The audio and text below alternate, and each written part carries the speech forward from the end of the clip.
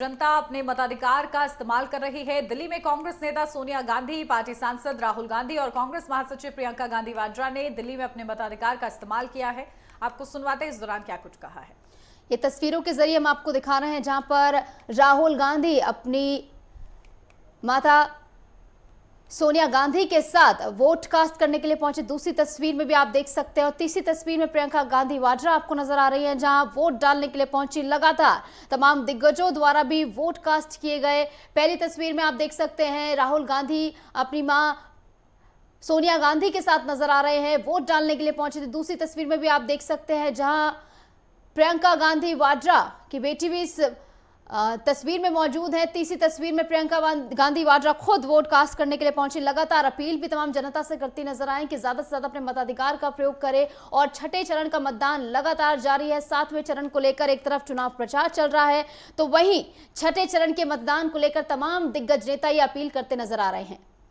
बिल्कुल, देखिए 8 राज्यों की 58 सीटें, लेकिन दिल्ली का यहां पर जिक्र हो रहा है। राजधानी दिल्ली की 7 लोकसभा सीटों पर आज वोटिंग हो रही है। इस बीच ये तस्वीरें बेहद ही खास हैं जहां सोनिया गांधी मतदान के लिए पहुंचती हैं, राहुल गांधी पहुंचते हैं, प्रियंका गांधी वाड्रा पहुंचती हैं। और क्योंकि इस बार देखिए आम आदमी पार्टी और कांग्रेस पार्टी साथ है दिल्ली में। कभी देखिए निशु हम लोग देखते थे किस तरीके से आम आदमी पार्टी और कांग्रेस एक दूसरे के खिलाफ रहते थे, लेकिन इस बार साथ में है चुनाव में, तो उसका असर कितना होता है ये देखना महत्वपूर्ण रहेगा।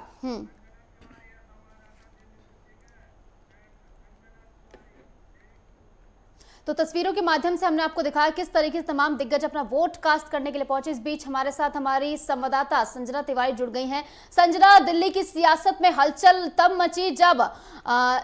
स्वाति मालीवाल का मुद्दा गरमाने लगा और इसका असर क्या पड़ता हुआ दिख रहा है दिल्ली की 7 सीटों पर, क्योंकि लगातार बीजेपी इसको लेकर हमलावर होती नजर आ रही है। संजना, आप तक मेरी आवाज पहुंच पा रही है? जिस तरीके से हम लगातार देख रहे हैं कि दिल्ली में जो मौसम है वो गर्म है और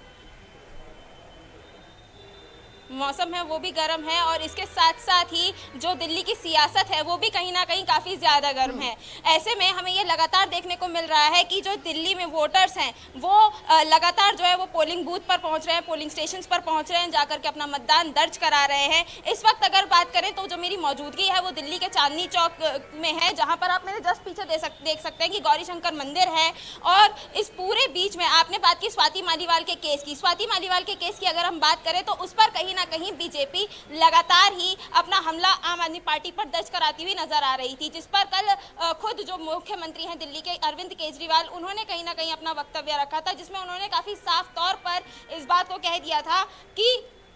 जो लोग हैं जिन्होंने भी अगर गलत किया है उनके साथ जो है वो उन्हें सजा मिलेगी और अगर स्वाति मालीवाल के साथ कुछ भी अन्याय हुआ है तो उसे न्याय कहीं ना कहीं मिलेगा। लेकिन अगर बात करें इसका पोलिंग बूथ पर इसका जो वोट कास्टिंग पर कहीं ना कहीं नजर को अगर देखा जाए तो वो कहीं ना कहीं साफ तौर पर बीजेपी की एक सीधी लहर दिल्ली में कहीं ना कहीं देखने को मिल रही है। क्योंकि अगर हम बात करें चांदनी चौक एरिया की, जहां पर मेरी इस वक्त मौजूदगी है, यहां पर भी अभी हम कुछ पोलिंग स्टेशंस पर गए थे जहां पर हमने लगातार देखा था, हमने वहां की तस्वीरें भी दिखाई थी, हमने लगातार इन चीजों को देखा है कि जो बीजेपी है वो कहीं ना कहीं मोदी नाम की जो लहर है, हम कह सकते हैं कि मोदी बैनर के पीछे कहीं ना कहीं 7 सांसदों को इसका बहुत बड़ा एक फायदा मिलता हुआ लगातार नजर आ रहा है। निशु,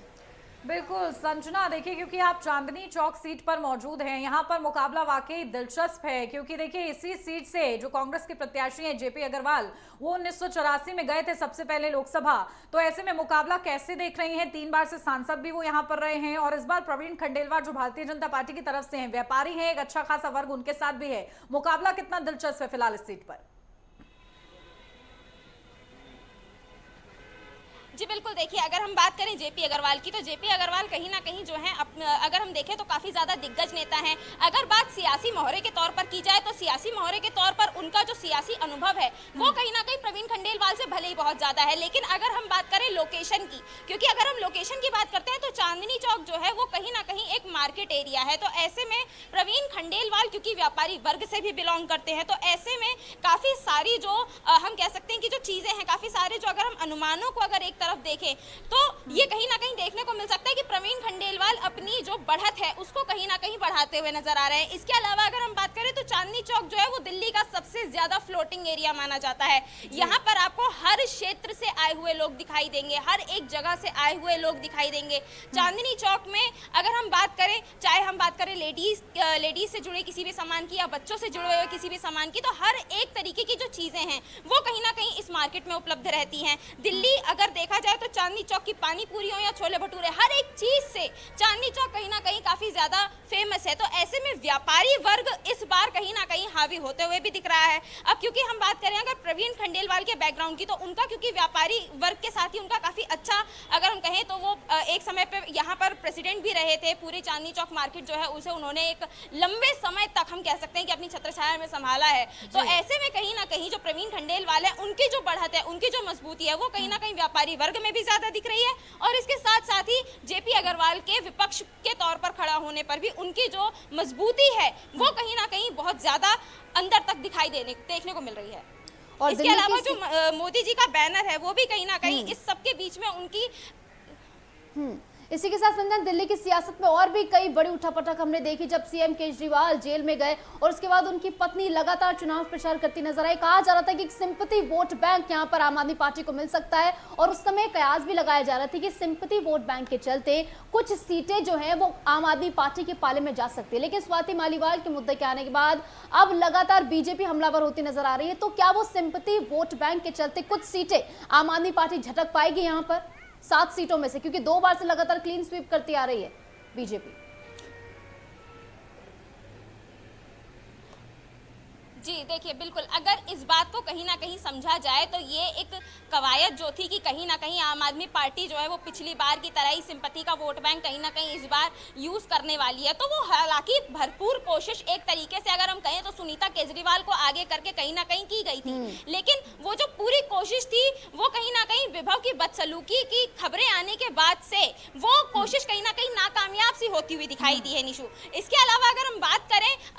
वोट बैंक की, क्योंकि अगर हम बात करें सिंपैथी वोट की, तो सिंपैथी वोट इस वक्त जो है वो सबसे ज्यादा अगर हम देखें तो वो क्योंकि स्वाति मालीवाल जो कि खुद पहले जो महिला मोर्चा है उसकी अध्यक्ष रही हैं, उनके पास काफी ज्यादा जो ताकत है वो कहीं ना कहीं थी, राज्यसभा सांसद हैं इस समय पर। तो ऐसे में सिंपैथी वोट बैंक आम आदमी पार्टी को मिल पाना, वो भी बीजेपी के इतनी कटाक्ष के बाद, अपने आप में काफी ज्यादा हम कह सकते हैं कि एक मुश्किल भरी चुनौती कहीं ना कहीं आम आदमी पार्टी के लिए उभरती हुई नजर आ रही है। और इस सबके बीच में जो हम अगर बीजेपी का पिछला स्कोर देखें तो बीजेपी का पिछला स्कोर जो है वो कहीं ना कहीं ये भी जता रहा है कि चीजें जो है वो बहुत ज्यादा फेवर में आम आदमी पार्टी या इंडी गठबंधन के बहुत ज्यादा फेवर में नहीं दिख रही। क्योंकि अगर हम देखें तो दिल्ली में इस बार हम ये नहीं कह सकते कि बीजेपी वर्सेस आम आदमी पार्टी है, क्योंकि आम आदमी पार्टी और इंडिया गठबंधन दोनों के ही बीच में कहीं ना कहीं काफी अच्छी एक तनातनी जो है वो देखने को मिल रही है। तो ऐसे में हम ये कह सकते हैं कि बीजेपी वर्सेस इंडी गठबंधन में कहीं ना कहीं बीजेपी का जो मोर्चा है वो काफी हद तक भारी देखने को मिल रहा है। इसके अलावा अगर हम बात करें वोटिंग परसेंटेज की, तो वोटिंग परसेंटेज की अगर हम बात करें तो चांदनी चौक के अगर फिलहाल के वोटिंग परसेंटेज की बात करें तो 11 बजे तक जो चांदनी चौक का वोटिंग परसेंटेज रहा है वो 11.84% रहा है, जिसमें कि आज अगर हमने नोटिस किया हो तो आज हमने जितनी भी तस्वीरें देखी हैं निशु, ये कहीं ना कहीं इस बात की तस्दीक कर रही है कि जितनी भी तस्वीरें हैं ये कहीं ना इस चीज को भी दिखा रही है कि हर एक जो नेता है, चाहे वो जेपी अग्रवाल हो, चाहे हम बात करें राज्यसभा सांसद अरुण सिंह की, चाहे हम बात करें मनोज तिवारी की, चाहे हम बात करें बांसुरी स्वराज की, चाहे योगेंद्र चौधरी हो या फिर कोई भी और कैंडिडेट, तो उसमें काफी एक जो कॉमन चीज हमें देखने को मिली है वो मिली है परिवार। क्योंकि हर कोई जो है, अगर हम बात करें हर्ष मल्होत्रा की, जहां पर खुद आज हमारे संवाददाता थे वो वहां पर मौजूद थे, तो वहां पर भी हमें ये चीज देखने को मिला कि हर कोई अपने परिवार के साथ कहीं ना कहीं वोट कास्ट करते हुए नजर आया। तो ऐसे में कहीं ना कहीं जो काफी सारी जो चीजें हैं वो लगभग बीजेपी के खेमे में आती हुई भी दिख रही हैं और कहीं ना कहीं इस चीज को काफी ज्यादा अच्छे से दर्शा रही है कि इस बार के जो चुनाव है संजना कहीं ना कहीं दिल्ली की सभी 7 सीटों पर, और इसीलिए देखिए लगातार नेटवर्क 10 की नजर भी बनी है। ठीक है, आप हमारे साथ बने रहिएगा, लौटती हूँ आपकी